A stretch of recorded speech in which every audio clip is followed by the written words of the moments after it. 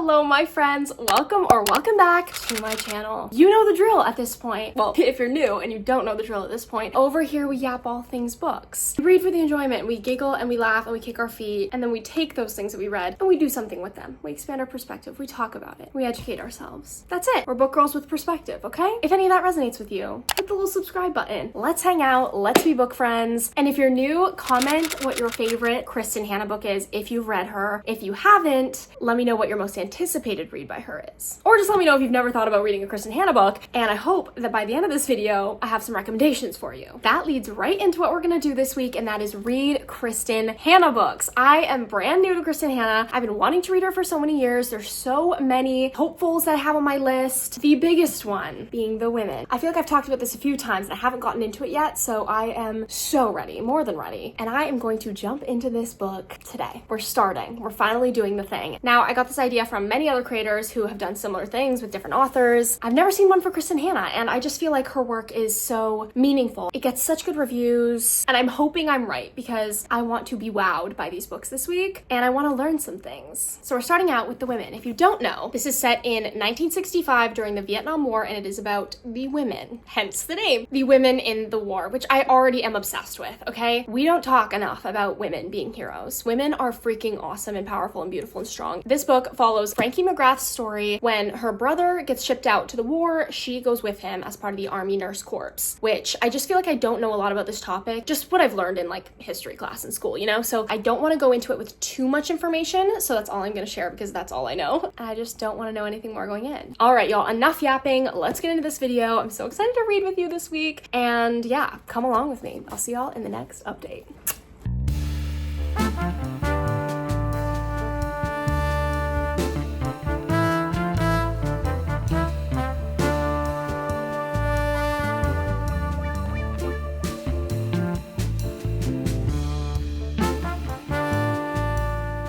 All right, my friends, it is reading update time. I'm on page 254, which is a little over halfway, which is crazy because there are so many words on a page. I figured this would take me a while to get through. I am zooming. I'm so enthralled in this story. I'm so sat. I need to know what happens to our main character. I care so deeply about her. I feel for her so much, which is just like so jarring because of the time period. Like the fact that the themes in this are still so relevant today, and how women still face so many of the same struggles that they faced in 1966 is so eye-opening and jarring and sad and pathetic. So yeah, good stuff. This is a very heavy read, I will say. It's a very intense read, but not in a way that like you can't get through it or that you need to like take breaks. Like I've been just go on this book and I've been okay. Obviously everybody's different, so just take that in mind. It is set in a war, you know? Basically, I'm at the point where our main character has returned home after serving as an army nurse in the war. That's all basic premise of the book, by the way. No spoilers. I will not do that to you, I promise. And things at home just aren't how she expected. This book just presents the perspectives of the people who go to the war and then have to return back home after, different people, so well. Like I did not exist in this time, obviously. I have no personal family connection to war. I'm so curious about every single thing, like all of these different military terms and the Navy versus the Army versus Air Force, like all of these different things. I find myself constantly looking things up because I'm like, no, I want to know what every single thing is. Any word that I don't know, I'm like looking up, which usually gets annoying for me, but honestly, this is just so, it's such an important read and presents a perspective that is perpetually missed and underrepresented, which is women in the world, but specifically women in wartime and how women were also heroes in that time. And yet most of the narratives that we hear and stories that we hear are just of the men, you know, which like the men sacrificed an unimaginable amount, but so did the women. And so this is like a really refreshing read. So I'm really enjoying it. I need to know what happens to our main character. Actually, all the women in this story, all the main women in this story are just so lovable, so specific, so relatable. I just see pieces of myself in all of them. So yeah, also the men in this book, they keep letting me down. We already know this, but war just brings out the worst in people, I think.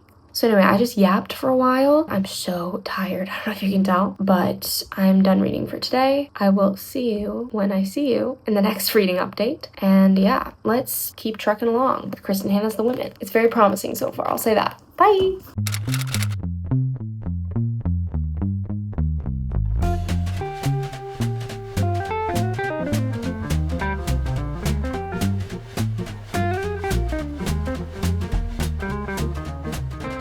Hello, my friends. So as you saw, I did some shopping this morning. I was specifically looking for some fall pieces because actually many fall videos are coming up, but I wanted to share some of my favorite fall pieces in one of my upcoming videos, and I realized I didn't have very many because I moved earlier this year and didn't bring everything with me. So this is one of the pieces. It's just like a little brown jumper. She's cutesy, a little crew neck. Stay tuned for that haul. That will be coming soon. I had like the loveliest morning. I just like slept in because I needed it. Went to get a coffee, browsed a little bit, got some clothes, did some retail therapy, came back, filmed some TikToks, had some pizza, watched some of my Gilmore Girls. My friends sent me flowers because I've had a rough couple days. So that was just so kind. Let me show you.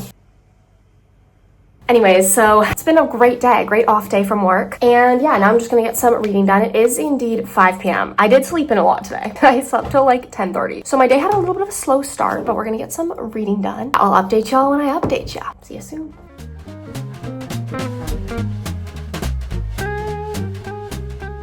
Okay, y'all, so little check-in. This book has me thinking, okay? It has me like looking things up and learning about this war and about the women in this war and just so many things that I never would have like, I think, been curious about without reading this book. I've just never really been interested in like war, you know? But this has just been so eye-opening. And one of the perspectives and things that I'm learning from this book is that, I mean, I feel like we always hear that like veterans are very traumatized when they come home, obviously, naturally, based on everything they've seen and done and everything that's gone down over wherever they fought, but also just that like returning to normal life is incredibly jarring again, naturally. And I feel like I've known that and like that's very widely spread and known. However, something that I never really thought about was like specifically army nurses who treat these hundreds of patients a day who are coming in just mangled, right? Like in awful condition, and who could very well lose their life if they don't act immediately, right? And like obviously the army nurses do see a lot of people pass, like that's just the way it is. To come from that like intense, high stakes situation to then come home, and even if you do get the same job, even if you do get like a nursing job, a lot of them obviously take a break, deservingly so, but when they come home and then try to go back to their work in a non-war-torn place, it's jarring, yes, but also they feel this like intense ache about what they're doing, and it's harder to see that they're making a difference, you know? Like for us, we're all like, oh my gosh, you're a nurse, you're a doctor, this and that, like bless you, like you're doing such important needed work, and that is the truth, that is the case. However, in comparison, that like war nurse sort of situation is so vastly different from a regular nurse in a regular hospital or whatever sort of situation that it's like it's not even comparable. And obviously both are important, impactful work, but then to feel this intense ache and numbness and hole because you feel like you're not impacting the world in the same way, or like doing enough, or feeling like your work is as impactful and meaningful as it was over there because it was just at a higher rate and more intense there. That's like such an emotional struggle that we can't even begin to fathom. So that's something that I found really interesting. I'm loving the female relationships in this book. Women, man, women. So anyway, I'm gonna continue reading a bit and I'll check in with you soon. See ya. Okay, so I was not expecting that whole part 2 situation. The like time jump. I was really sad for what was coming next for the 3 girls. I hope we still get to find out. Surely we will. Moving on. Still reading. Guys, the end of this book.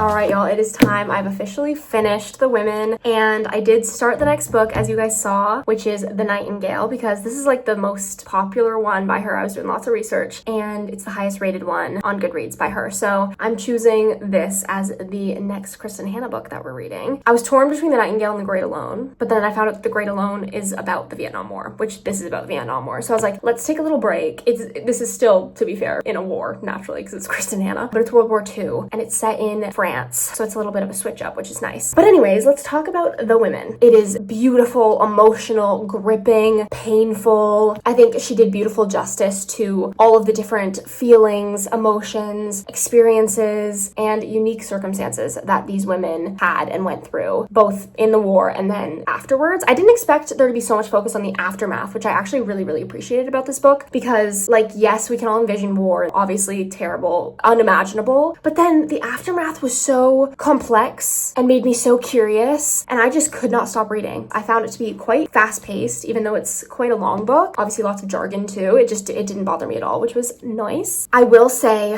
it's so sad because it was so good, and like it got me emotionally too, as you guys saw. But I felt like the end was kind of thrown together a little bit, which is so sad to say because it was going so well. And do not get me wrong, this is a great book. Highly recommend. However, it just fell short of a 5-star for me because of the ending. I found it strange that she met someone in the end that was like the exact same as her, like in every way. Like a friend who has the same job and degree and this and that. Like, I don't know. It just felt kind of weird. And then also, we spend this whole book not even exploring, just kind of like witnessing the relationship between Frankie and her dad. And then at the very end, if you've read it, you know. That just felt thrown together for me. It didn't feel realistic. He was so committed to his bit all the way through. To then just like switch up at the end, it didn't feel grounded. And it felt like we were putting a little bow on the story in a way. I will say, I've read a lot of reviews about this book, and the main thing that people keep saying is that they feel like every traumatic thing, every bad thing that could possibly happen to a human being happens in this book, which like I understand the argument. Totally understand where you're coming from. However, the Vietnam War and her involvement in it was the catalyst for everything else. And it all makes sense. Like it all boils down to that she went through. And I think that's kind of the whole point. That is the whole point, to be fair. Like they're all after effects of being in the war and being tossed aside, spat on, disrespected, and just plain shamed when you come home. The spiral that happened in her life and in her mind makes perfect sense and was perfectly justified, in my opinion, because of what she went through. And then also the response that she had when she came home from everybody else. A lot of people, I think, also find Frankie to be quite insufferable. I also disagree with that. I think she is just a person trying to do what's right most of the time anyway, and make her parents proud, which is the saddest part, I think, of this book. Oh, it's terrible. I also will say all of the romances in this book, I'm sorry, be so fucking for real. I totally understand the whole like war romance thing and life is fleeting and we could die at any moment, so why don't we just... However, why did she fall in love with every man who looked her way and like had a shitty pickup line within like 5 minutes? Like all they had to do was breathe and she was like, he brought me back to life. I'm sorry, I don't know. That really got me. And maybe that was the way that it was in the time period, you know? Maybe people were just like, I mean, to be fair, it was like a lot about what's their occupation and whatever, instead of like being in love. So maybe that's just me being a modern woman, if you will. So anyway, those were my miscellaneous thoughts about this book. Overall, I thought the characters were very fleshed out. I loved the female representation. I think this is a fascinating read. I think every person should read this book. It's such an important, unique take that I feel like is very rarely discussed, let alone written about. I also was really fascinated by the fact that it was in the Vietnam War, because I feel like so many books are written about World War II. I haven't read a book about the Vietnam War ever, I think. And so this being a first, it was a very accessible one to start with. I learned so much. I was fascinated. I was turning them pages. I just think this is a very enriching read and experience. I rated this 4 stars, and I really highly recommend. So support the girlies. Read the women. You will not be disappointed. Moving on, we're reading The Nightingale. I fear I've gone in very blind. I'm just trusting the girlies when they say that it's good. I'll tell you all more once I've read a bit more. I'm gonna get some more reading done, and then we'll chat. See y'all soon.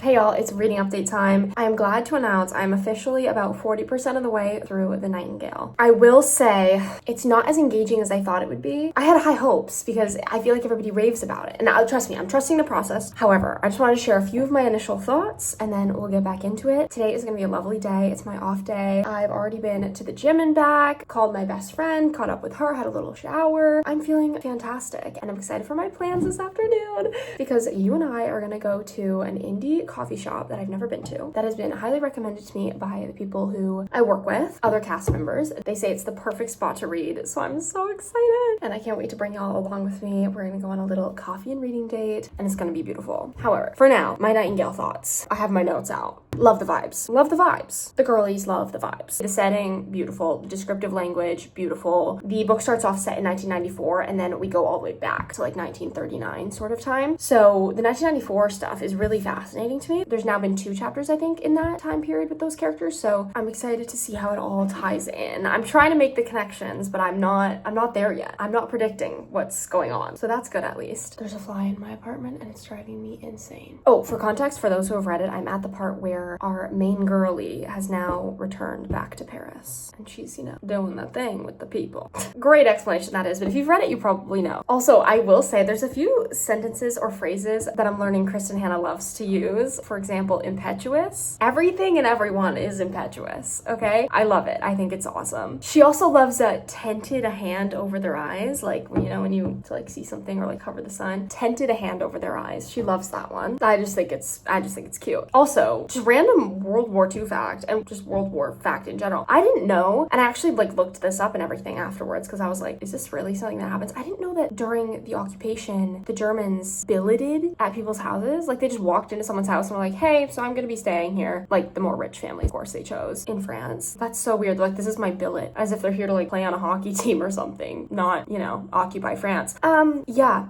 Ooh, I didn't know that was a thing. So learning that, again, learning lots about the war, not as much as in the women. The women was so eye-opening as far as that goes. The Nightingale, I think we're more here for the story. I love female rage. I love female rage and female resistance. And this book is that. I also love the representation of the different personalities when it comes to like high stakes situations like this and high pressure situations like this and live or die situations like this. Just because someone may back down and sort of like comply with what they're being told to do, it doesn't mean that they're weak. That's honestly just a survival tendency. But then I also love the other perspective of like, just because you push back doesn't mean you're stupid. I just think there's like value in both sides. I love that they're learning from each other, the 2 girls, the sisters. I just love that like they're so opposite, but also like I understand both sides. Like I can fight for either side. I get it. I will say it's a much smoother reading experience than the women, because the women was just like so much jargon and so much stuff that I was like, what, huh, who, what? I had to like look up stuff all the time. But with the Nightingale, again, like I said, it's more about like the story. We're still getting a lot of historical context and info, to be fair, but it is a much more lyrical, poetic story, I think, than the women. The women was just there to be like, hey, this is how it was, this is how people felt, and this is a real thing. And I'm like, period, hell yeah. Whereas this one's like I said, just more lyrical and poetic. But with that, I think it comes a little bit of like sentimentality. Like I feel like this book at times, not always, is like trying too hard to be sentimental, or like there's like cliches in the writing, you know, which like I can look past, it's okay. But I'm just like, there's a few where I'm like, all right, wrap it up. But anyway, that's okay. I'm not overly mad about it. I am really enthralled and curious, and I want to see what's gonna happen. So I'm very excited to continue today. I'm gonna binge a bunch. We're gonna binge a bunch together, have a little coffee, and just enjoy being alive. If you know what I mean. So, one more thing that I didn't know. They changed the clocks. Like the Germans occupied France, and in France, they changed the clocks to match German time. I just never thought about anything like that, and that's like, it's all very scary, but that's like mind games. Weird. Anyways, so that's all. Without further ado, let's go.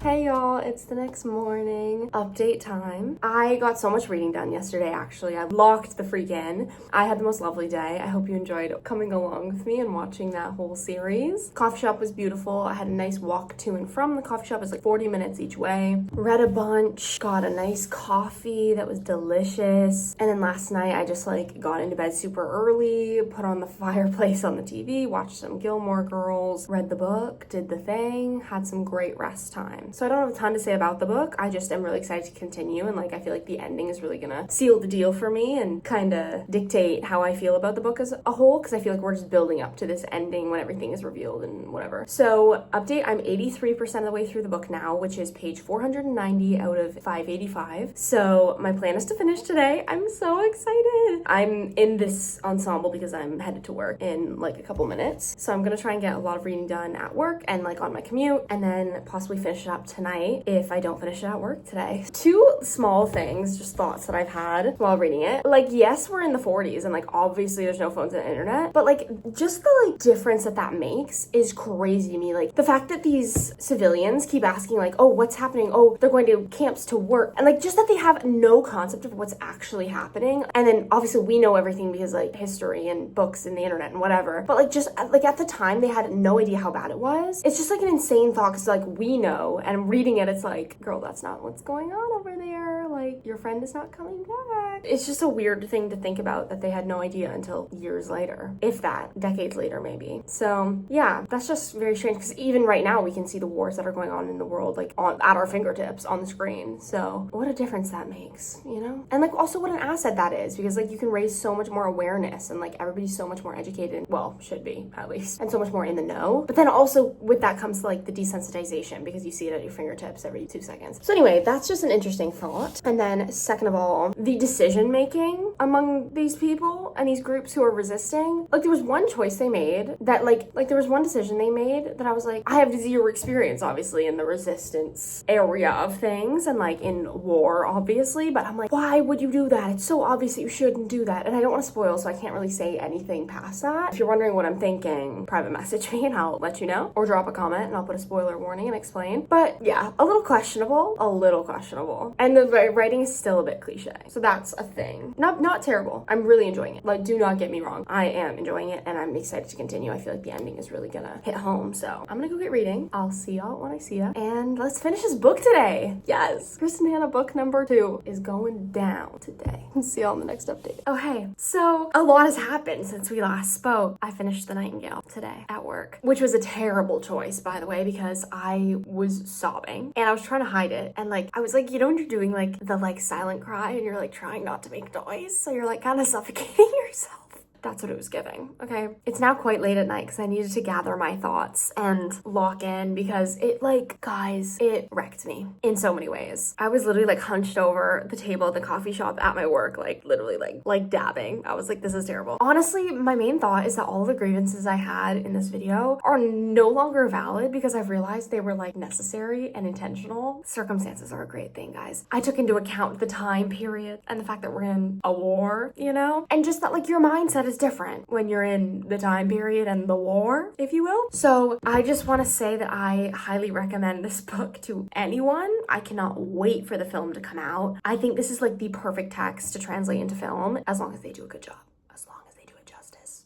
They better not go and fuck it up. Anyways, it is a beautiful story. It is just like humanity in a book, and it's raw and it's tender. It is heartbreaking in the best way and the worst way. It is devastating and painful and intense, but it's just so beautiful. Like just such a stunning story. The nuances, the specificity, the intricacies, like all the different relationships and how they weave in and out, and figuring out what the 90s scenes were and who they were, like what the perspective was in those 90s scenes. As soon as I figured out what was going on there, I was like, oh my God, genius. And just that they have you strung the entire time trying to figure out what is going on in the 90s, and like how all these different people and all these different circumstances added up to these 90s scenes. Genius.